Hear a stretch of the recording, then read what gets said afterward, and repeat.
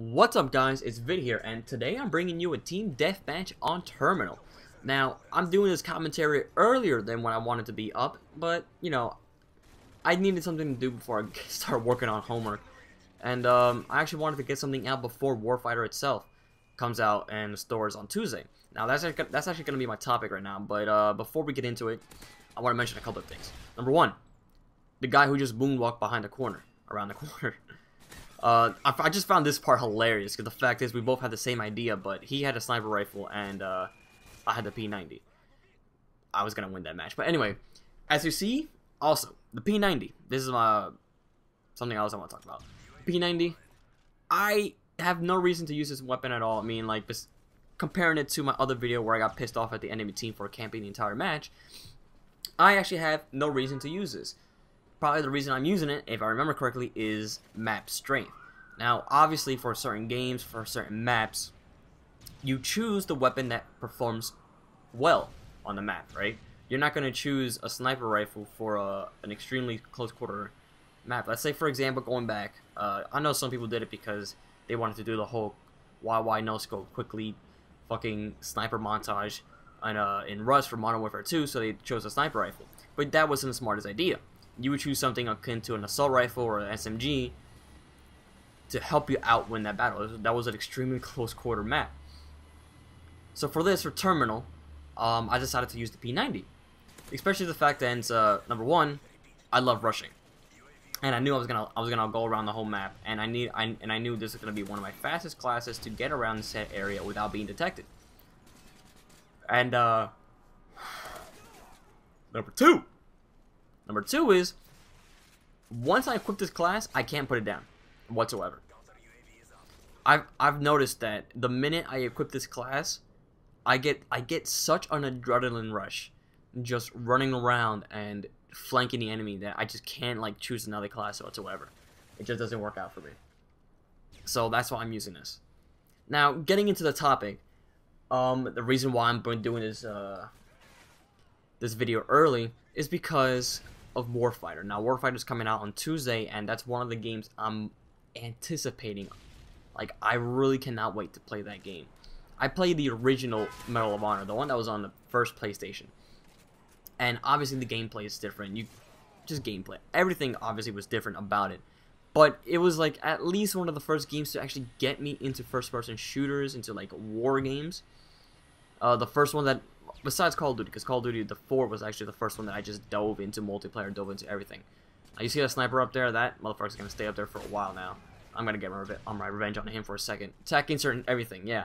That's not gonna help you out, buddy. You're gonna see why in a bit. But Medal of Honor was the first ones that I actually, you know, started playing, started getting into, and I loved it. I mean, I don't remember too much of it, but I do remember the feeling, like the feeling of joy of playing that game. So when the 2010 version of Medal of Honor came out, I didn't have the money or the inclination to buy the game. I think I reserved, or no, it was Warfighter. That I reserved it, I canceled it, and then I reserved it again for this one coming out. Excuse me. But for Medal of Honor itself, 2010 version, I don't like referring it to 2010 because I'm not gonna refer to the first game for the PS1, so I'm just gonna call it Medal of Honor. I remember playing that game. That like. I played the campaign for the 2010 version, and I loved it. It got me, like, I felt the emotions of that campaign. I got really into it, and I fucking loved it. So that's one. I'm really looking forward to. I gotta stop saying that. I'm really looking forward to playing the Warfighter to continue the campaign, to continue the story. Now, Battlefield, like if I compare it to Battlefield 3's story, I just like I didn't feel anything for that whatsoever. Like I couldn't, like, it didn't get me involved into it. But you know, I'm someone who also plays a single player campaign. I play it first to get a feel for the controls, for the feel of everything, and then I hop onto multiplayer. But Medal of Honor, that blew me away. I loved the campaign. So I'm looking forward to seeing, like, the sequel, the story, what else happens. Now, as far as the multiplayer is concerned, I haven't played the multiplayer at all. since I bought a pre-owned copy of Medal of Honor, I didn't feel like buying the online pass because I still had Battlefield 3 that I knew I was gonna play a crap load out of.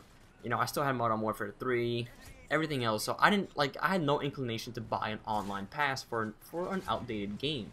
2010, I felt like there weren't gonna be a lot of people playing it. I heard and read there were a lot of problems with it, so I felt it wasn't worth it. Now, obviously for Warfighter, I get the automatic online pass because I bought it new. But don't expect me to do a comparison between the first and second games because I had nothing to base it off on. But we'll see. I mean, I do have an Xbox, but I haven't gotten live, so I haven't been able to try out the beta. But again, I don't mind doing that. I actually feel okay just going into the game blind, just getting used to the game itself, and I have no problem doing that. So just a quick thing, you know, my little hope, my little excitement for Warfighter is coming out on Tuesday. So I will be trying to get a gameplay content on that up. I actually don't know how I'm gonna go about it. You know, I have to find out what I can do, what I can put up, and shit like that.